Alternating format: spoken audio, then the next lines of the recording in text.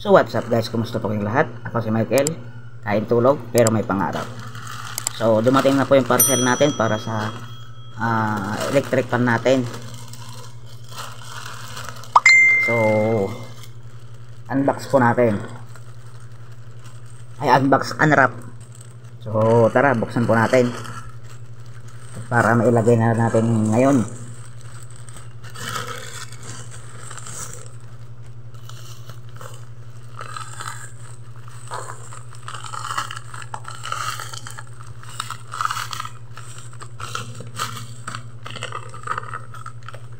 Oh, malaki pala yung aking nabili. So ito siya ngayon, meron siyang heatsink. Yung dati kasi walang heatsink, mabilis uminit. So ito, tinesting ko tong may heatsink, malaki pala. So testing natin kung kaya niya yung power supply na ilalagay ko. Tara, buksan natin. Kaso wala mang gunting, hindi na pwede yung ngipin ko na pang bukas kasi baka matanggal na naman. Nako, malaki talaga. Hindi ko alam kung kakasya to doon sa loob ng electric fan. So ito yung binili ko ngayon. Meron siyang heatsink. Ito para hindi uminit yung kanyang pyesa. So, ang problema ko ngayon, malaki pala to. Meron din siyang fuse. Ito para in case na magka problema, may fuse protection. So meron siyang power negative, power positive, motor plus, motor minus. So ito yung kanyang controller. Ito yung magpapalakas at magpapahina sa ikot ng electric fan. Kasi yung electric fan ko is 12 volt setup na din, para pwede siya sa battery pag nag burn out, pwede din siya sa saksakan pag may kuryente, or ilalagay ko siya sa solar panel para libre yung kuryente. So tara, samahan nyo ako na ilagay ito at ipakita ko sa inyo yung nilagay kong una doon na motor controller, kung gaano kaliit at kung ano ang diferensya. So yan guys, ito yung electric fan. Papalitan natin ng speed controller dahil naka 12 volts na to. Ito battery. So tara, kalasin natin.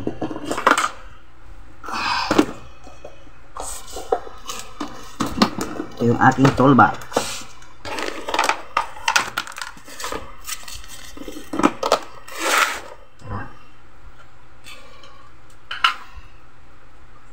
Palitan natin. So paano pala to? Nakita nyo ba guys? Yan lang kayo. Papakita ko na sa inyo mamaya.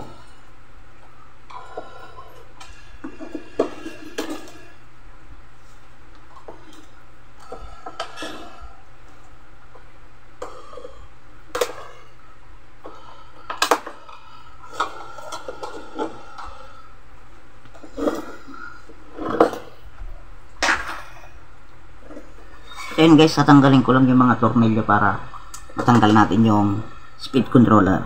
So balikan ko kayo pag natanggal ko na ito. So ayan guys, itong tatanggalin natin dito sa loob. Ito hindi na kasi gumagana yung 1, 2, 3. So nandito yung speed controller sa loob. Tanggalin natin. At ipapakita ko sa inyo kung gaano kaliit at saka kung anong diferensya.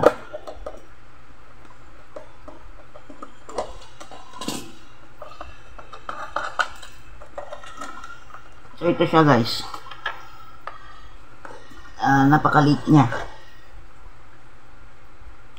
So ito lang, wala siyang heatsink at ito lang yung laman. Hindi ko alam kung bakit ito nasira. Basta bigla na lang siyang hindi gumana. Alam kung anong nangyari dito. Hindi naman amoy sunog. Walang check ko na lang pag mamaya pagtapos natin. So ito ngayon yung ipapalit natin. Di ba? Laki ng diferensya. Oh. Mas mahal pa nga itong maliit na to kaysa dito sa malaki. Oh. Diba? Kumparahin mo naman. Oh. Liit-liit. Isa lang yung capacitor. Nakalimutan ko yung ano, specs nito. Nasa 10 amperes ata. Meron na din siyang fuse. Walang kung ilang amperes tong fuse na to. Tanggalin natin.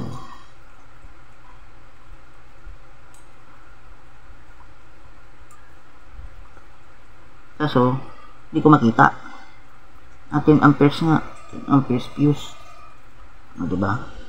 Ito, may fuse. Yung isa kanina, wala. So, kaso, diskartehan muna natin kung paano natin ito lalagay. Tanggal muna natin yung mga lock. Sana hindi kayo maboard.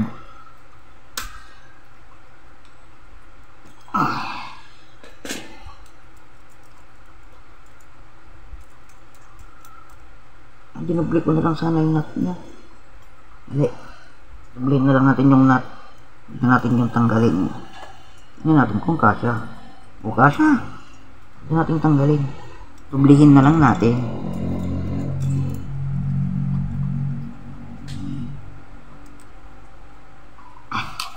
Kaso, saan ko ito ilalagay? Dito. Malaki pre, yung cover niya. Ano ba? Rapad. Alangan naman dito sa gilid. Ganyan. Malaki eh. So, paano kaya to? Lagay na lang natin kayo dito sa labas. Parang bomba naman kasi pag nilagay sa labas. Ganyan.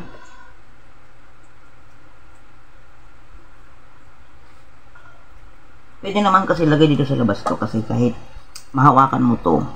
Kasi DC naman to. Anong tawag dito? Low voltage lang, 12 volts. Ang ilalagay natin power supply. So kahit hawakan mo to ng ganyan, dito nakakakuryente. Dapat pala yung mas maliit pala dito yung binili ko na may heatsink.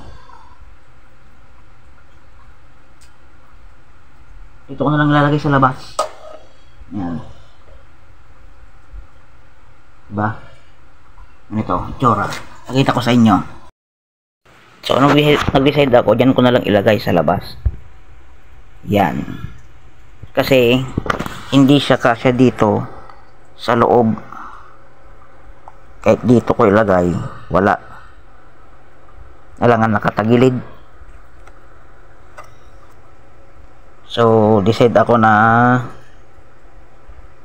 hindi. Pwede pala pag tinakip to. Kasi nandito eh, yung paa niya. Nandito yung paa niya. So, try nga natin kung kasya dito. Ganyan. Pwede. Ito sa silong. Oh. Dito. Yan. Ito natin ilalagay. Yan. Hindi natin siya ilagay. So, kaso pag tumungtong yung metal dito, pag nakaganyan na at natungtungan ng metal to, mag-short. So, wait lang guys. Gawan ko lang ng ng paraan kung paano ko ilagay yan. Balikan ko kayo. Alright. So, nagbago yung plano ko guys.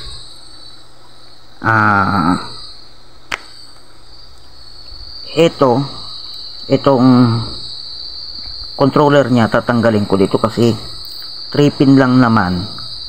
Dudugtungan ko na lang ng connector niya na wire para isi-separate ko to dito sa kanyang kaha para itong aparato na niya na to, itong mga pyesa nasa silong ng electric fan, tapos itong pihitan niya ilalagay ko na lang sa may body ng electric fan.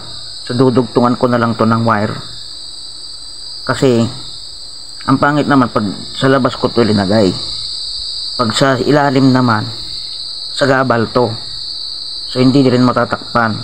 So ang naging plano ko, tatanggalin ko to, tatanggalin ko tong buong to, tapos dudugtungan ko na lang ng wire dito, kasi 3 pin lang naman para separate at hindi nakikita to.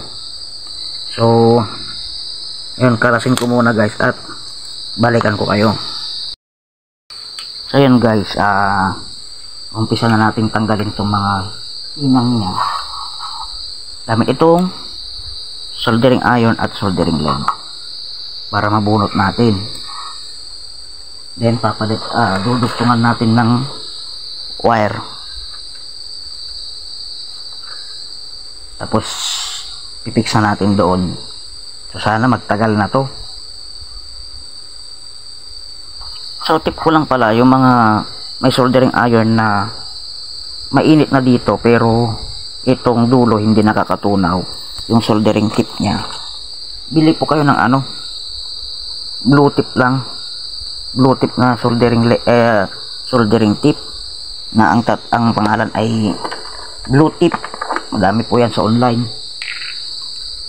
maganda siya, mabilis ng magtunaw. Pero syempre wag nyong pang butas na ng mga plastic, ang bilis niya makatunaw ngayon, di ba? Ayan di ba, kikita nyo ba? Comment kayo pag hindi nyo nakikita. Struggle is real. Hinangin muna natin para lumambot yung dati niyang hinang, para mabilis nating mabunot.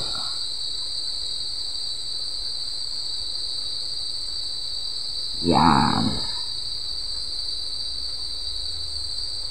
Saka natin bunutin mamaya.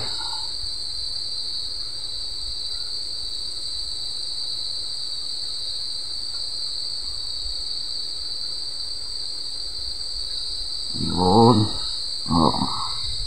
Kasi guys, pag hindi mo linagyan yan ng bagong soldering lead, hirap yan bunutin. Layo muna kayo. Yan. Saka natin ngayon bunutin. Ano yung flat screw? Tanggalin ko muna tong nut niya para matanggal yung pinaka-clamp niya.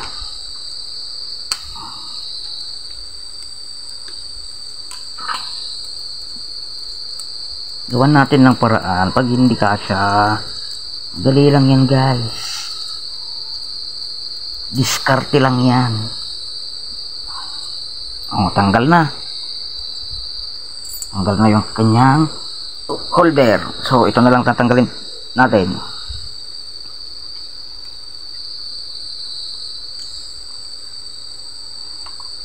Bunutin natin yan.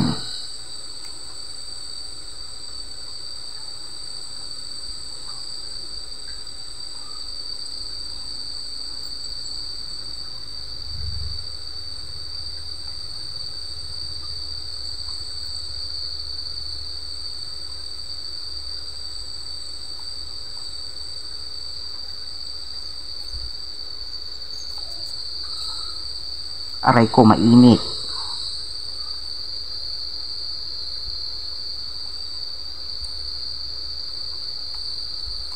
Yun, natatanggal na. Mainit lang. Mahapdi sa kamay. Mainit sa kamay. Para kang humahawak ng baga eh. Ayan guys, balikan ko lang kayo, basta tatanggalin natin to para hindi mahaba yung video. So yun guys, natanggal ko na. Yan. Dito yung nakalagay. So nabunot ko na. Ngayon maghinang taman tayo ng wire. Yung mahaba. Ito yung itsura niya.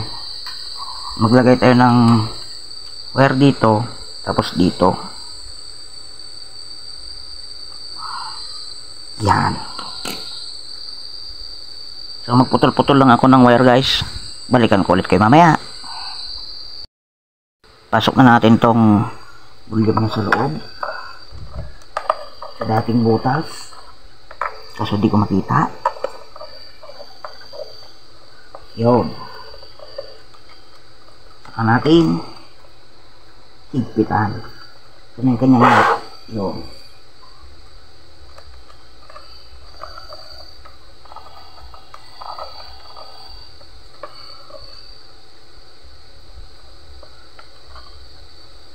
Guys,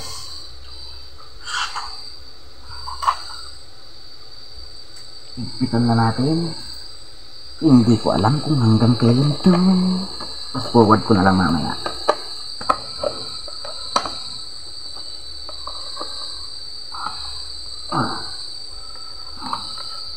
Saan pa natin? Yan. Ayos. So nalagay na natin. Dito naman tayo gagawa ng connection.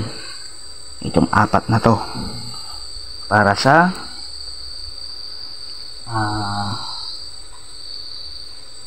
ito yung power supply ng positive, negative. Ito yung papunta doon sa dynamo, sa motor nya, motor plus, motor minus. So maglagay lang tayo ng wire. Balikan ko ulit kayo mamaya kasi magpuputol pa ako ng wire. Alright. So heto guys, yung papunta ng power supply. So gagawin natin positive ay green. Lulawagan lang natin itong tornilyo.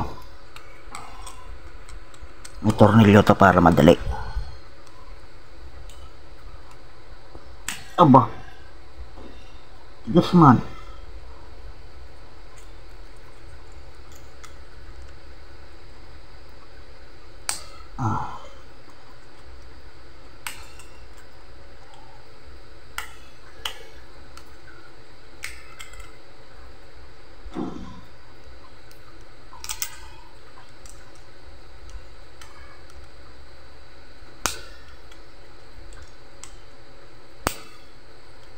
Yun. So, ito yung positive.